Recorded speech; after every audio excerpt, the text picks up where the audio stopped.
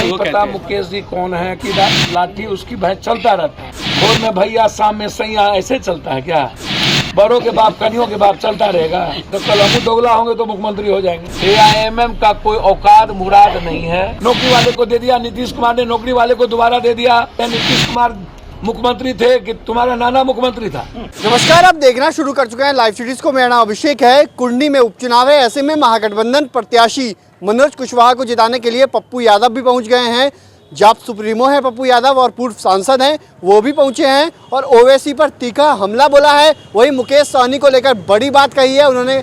BJP पर भी हमला बोला है, कई सारी बातों को कहा है। क्या कुछ कह रहे हैं जाप सुप्रीमो पप्पू यादव, पहले आप वो सुनिए।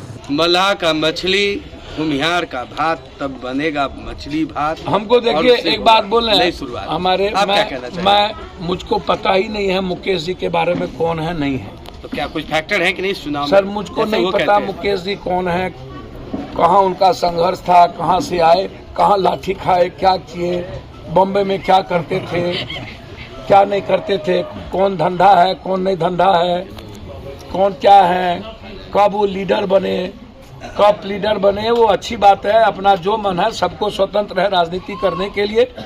उनको धन्यवाद, जिस रूप में जिसकी लाठी उसकी भैंस चलता रहता है। आप हमको किसी को आप रोकिएगा राजनीति करने के लिए तो भैया आप झूठो न किसी का नाम लेते रहते हैं। इसके पहले माछ भात यादव के साथ वो किए थे ना। तो भोर में भैया शाम में सैया, ऐसे चलता है क्या? बड़ों के बाप कनियों के बाप चलता रहेगा। हाँ, गिरगिट की तरह हम विचारधारा बदलते रहे तो भैया हमरो मन है मुख्यमंत्री बनने का। तो कल हम दोगला होंगे तो मुख्यमंत्री हो जाएंगे।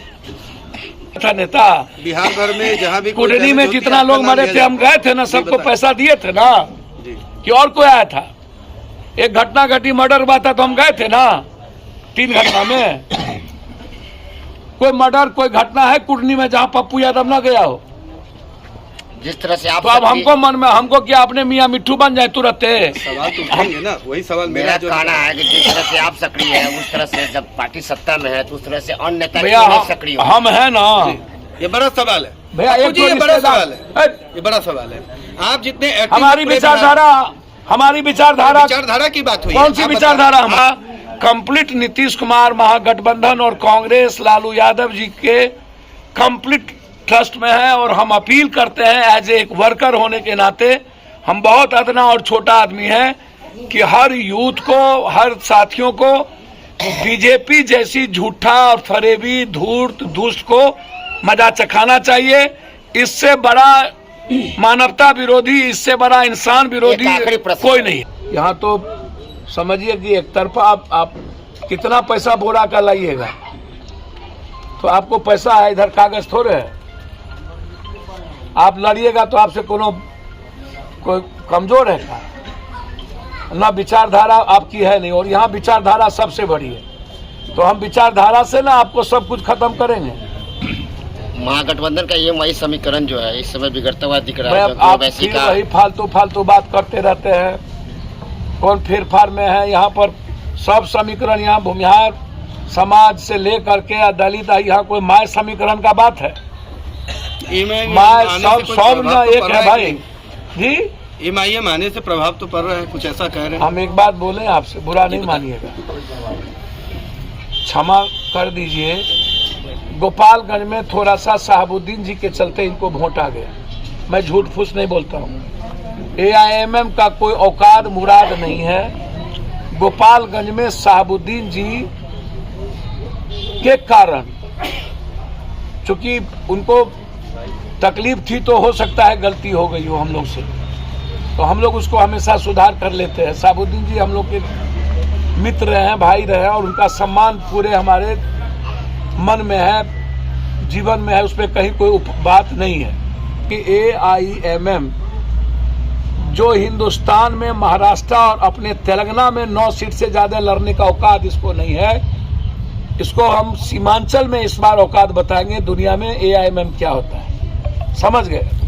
एक गलती के कारण वो आ गए।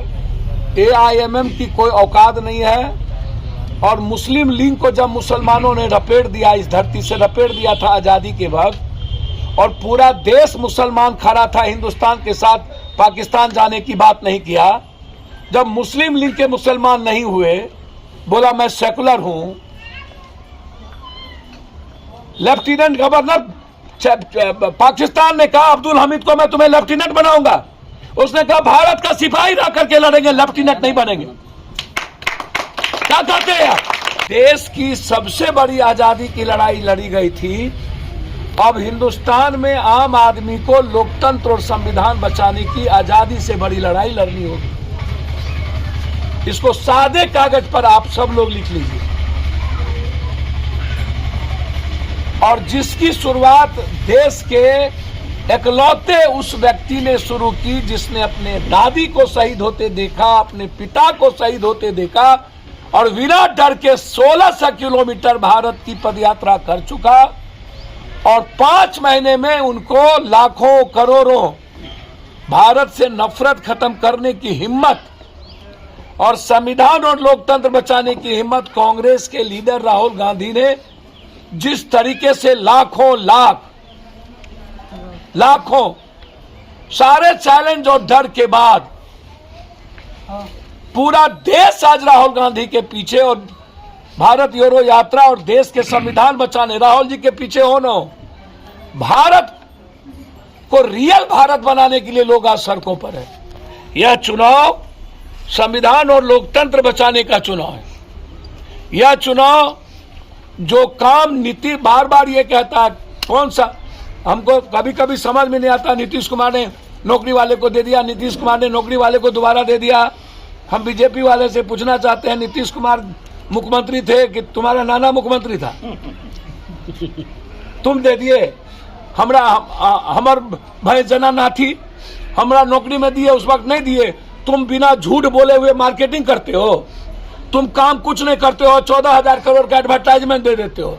और नीतीश कुमार नौकरी देके दोबारा पत्र मार दिया तो तुम्हारे पेट में दर्द गायल होता है।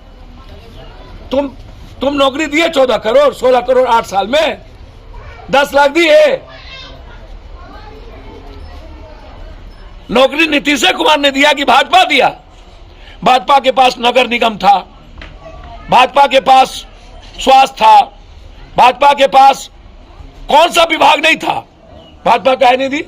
तो आपने सुना कि जाप सुप्रीमो पप्पू यादव ने क्या कुछ कहा। उन्होंने तो यहाँ तक कह दिया कि मुकेश सहनी को कौन है ये जानते भी नहीं है वो। कई सारी बातों को उन्होंने कहा है अपने अंदाज में। पप्पू यादव ने कई सारी बातों को कहा है, बीजेपी पर हमला बोला है, वहीं ओवैसी की पार्टी को लेकर भी बड़ा बयान दिया। उन्होंने कई सारी बातों को कहा है। तो कुंडली उपचुनाव को लेकर सियासत तेज हो गई है।